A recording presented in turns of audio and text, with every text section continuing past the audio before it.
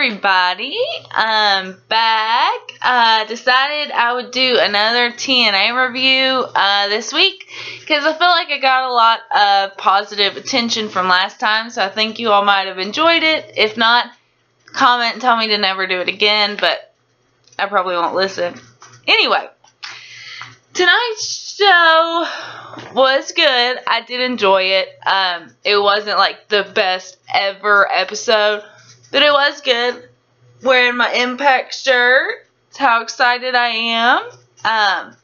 Opening segment was Bully Ray with his, like, 6 tables of doom or whatever. Like, I'm going to put each of you through a table. He even spray painted the people's names. It's MVP, Kenny King, Bobby Lashley, Dixie Carter, EC3, and Spud. So there's 6 people. It's a pretty cool concept, like, especially because it's Bully Ray, so I feel like Bully Ray can, like, pull it off. Like, you know he's gonna do this shit. So it's like, when is it gonna happen? It's exciting. Like, I think so, at least. So, of course, he's like, I want to fight somebody, I want to talk to somebody, whatever. So, MVP comes out, runs his mouth, which is fucking great, because he's great at it. Like, he really makes you fucking hate him. He's that much of a prick on camera that you're like, fuck you, like, you get behind it. At least tonight he wasn't in every segment. Like, it went a little bit back to normal. But, Ethan Carter, like, sneaks up from behind, attacks him, whatever. Rockstar Spud, who's, like, one of my favorite people on TNA, is wearing this sweet, sweet suit with tulips on it.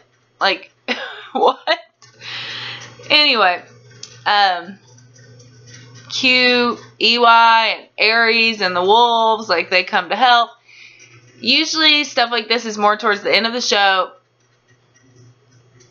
I mean, I know that it happens at the beginning, but it was, like, a more in-depth, like, good, it flowed type thing, and I enjoyed it. Turned out to be, like, 6-man tag match. Bully Ray's like, you don't have the balls, and MVP's like, yeah, I do, I have big old balls, which I'm not sure if that was supposed to be on TV, but it was kind of funny. So, you come back from commercial break, and it's a 6-man tag match. The Wolves and Aries against MVP and his crew. I can't stand matches like this. Like, I guess it's because I appreciate, like, classic wrestling, like, when the bell rings, you fight. Right? Like, I understand, like, attacking each other beforehand. But this went on for way too long. Like, just chaos. You don't really know who to watch. Like, all this other shit's happening. It's really, like, just, it's hard to believe that, whatever. I don't enjoy that. But, did turn out okay, I guess. Bully Ray wasn't out there, which surprised me, but I guess he needed to rest.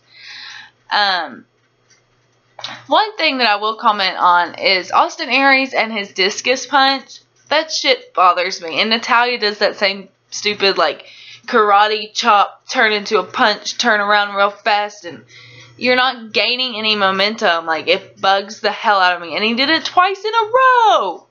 Ugh. That's the only thing that really stuck out to me in that match. It wasn't the greatest.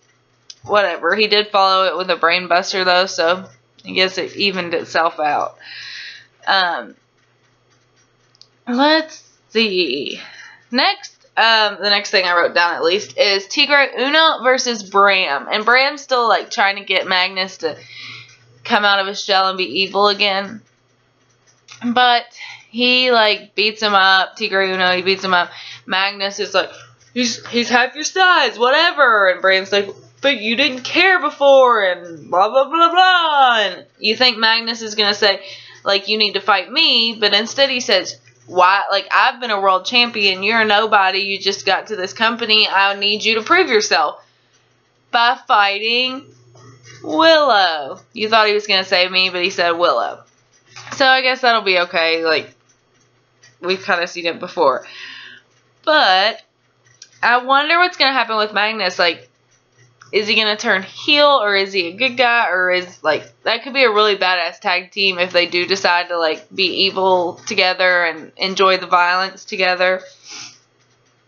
Then there's like this whole Beautiful People promo, or I guess it was Brittany asking, what's her name? You know, Madison Rayne. That's who it was. And I guess she was going to ask her to be her tag team partner. I don't know. She interrupts. She's like, promise me you won't do it. Blah, blah, blah, blah, blah. I want so bad for Brittany to turn heel and be a beautiful person. But by the end of the show, if you watched, you know that doesn't happen. So then we've got Anderson and Gunner versus the Bromans. And before this happened, Anderson's kind of like, dude, what the hell? Why are you talking to Samuel Shaw? He's crazy, yada, yada, yada. So clearly they're going somewhere with that storyline. But it was an okay match, I guess. I do enjoy watching all of them. I like the Bromans. After Gunner and Anderson win, the Menagerie comes out. Like, I think they need to shorten their entrance a little. It's cool. Okay. But the same thing every time. Like, okay, well, now Rebel's going to do the splits. Now they're going to pick her up. Now they're, you know, like, if they could do different stuff every time, I think it would work. But I think they need to shorten it for the purposes of, like, having a match every week. Like, you can't do that every week. It gets old. I do love their music. I think it's a cool idea. I liked the whole outfit Nux was wearing. Like, it's more circusy to sell the whole story that it's his family business or whatever. I like it. The Freak, I guess Robbie T is who that is. But he's fucking badass. Like, the mask and stuff's kind of weird. But it adds an intimidation factor, and I think it's cool. Overall, I really like them. I like that the Bromans just dipped out on DJ Z, and he fucking slammed the shit out of him. It was really cool. Whatever. Let's see. Next, we've got Dixie and EC3. Sorry, I feel like my notes are all wrong. Whoops, wrong page. So the whole menagerie thing happens later in the show. My bad. Usually I'm a little more organized than this. But they did say that they added a few dates to the tour schedule, whatever, for the Impact World Tour in August. And I think that's pretty cool, especially since a lot of people on here are talking shit about how they're going to go out of business or whatever. I'll get into that in a minute. But Kurt Angle sends in his fucking home video about his knee surgery, thanking everybody. I thought it was nice. Like, whatever. I'm not a huge Kurt Angle fan. I respect him a lot. I'm glad he quit drinking so much. But I guess he's coming back to face EC3 Slammiversary. Should be pretty fucking cool. Next, Beautiful People versus Gail, Kim, and Brittany. I'm not really going to talk about this match because all that really happened was, like, Brittany didn't tag Gail, then she did tag Gail, then she tagged herself back in and she lost. The Beautiful People cheated a lot. Same story, same shit. What happened after is fucking crazy. Okay. Just, like, out of left field, weird. Brittany's like, Madison Rayne, come on out, I need to talk to you. And basically, the exact quote was, I just want to be with you.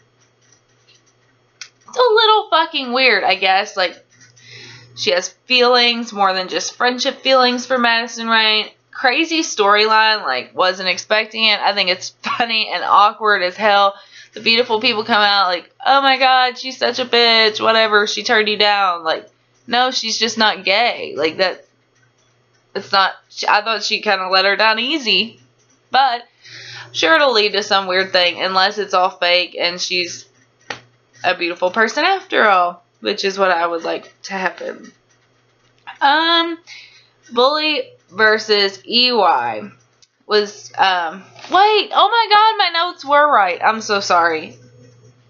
I'm ruining this whole thing, but I'm going to continue because I've already got a lot of it done. Dixie and EC3 come out to talk to MVP. I'm so sorry. So, Dixie needs to talk to MVP to continue their conversation for last week. Bully comes out, EY comes out, just a standoff like normal. But they keep saying there's a time and a place for everything. There's a time and a place for everything. When they're like trying to beat each other up, the other person will say there's a time and a place for everything. That was a little weird to me, I guess. The time and the place for everything will come. But MVP books Bully and EY in a match. They're like, we're not going to do it. He's like, I'll fire you. And this whole weird thing. Dixie and MVP, like, go back and forth about money and power. And, well, your money's dirty. Well, your money's inherited. It's like, I don't really know what came of that. Maybe I wasn't paying attention as well as I should have. But I didn't really see anything. I guess the main event came out of it. But other than that, it didn't make much sense to me. Now, back to my correct notes. Bully versus EY in the main event. It obviously didn't go off as planned. Basically, MVP creates all these reasons for his gang to be out there, and EC3 is the special guest referee, and yada, yada, yada.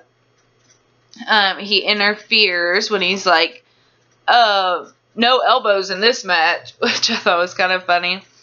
But Samoa Joe comes out and saves the day, and that's the whole show. So, I enjoyed it. Like I said earlier, I enjoyed TNA. I watched a video a few days ago, or yesterday, I don't know.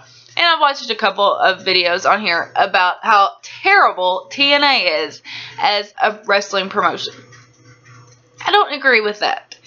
I think that if you like WWE and you don't like TNA, then you're just a mark.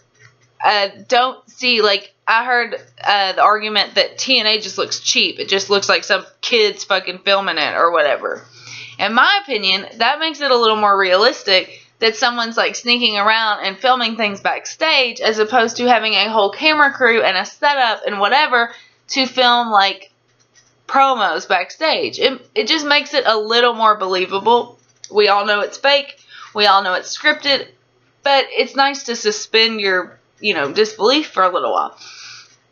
I enjoy it. I hope it doesn't go out of business. There's rumors everywhere. There's dirt sheets everywhere. Whatever. I enjoy watching it as a wrestling fan. Like, it may not be perfect, but WWE's not perfect either. ROH sure as hell isn't perfect. But for me personally, I enjoy the storylines. I enjoy being talked to like an adult as opposed to talked to like a child. Now, I might make a video about this in the future. I'm not going to go super crazy. I do watch WWE. I don't as much as I did a few months ago because I feel like it's just the same old shit. But I'm not marking out to TNA. But since I've got my Impact shirt on and I made my Impact video, I'm going to go ahead and put my Impact hat on. Yay! TNA, right? So you all can all call me Marks. Tell me what you think. Tell me if you agree. I don't know. I enjoy it. I think it's fun to watch. I think that's the whole idea, right? Have a nice day.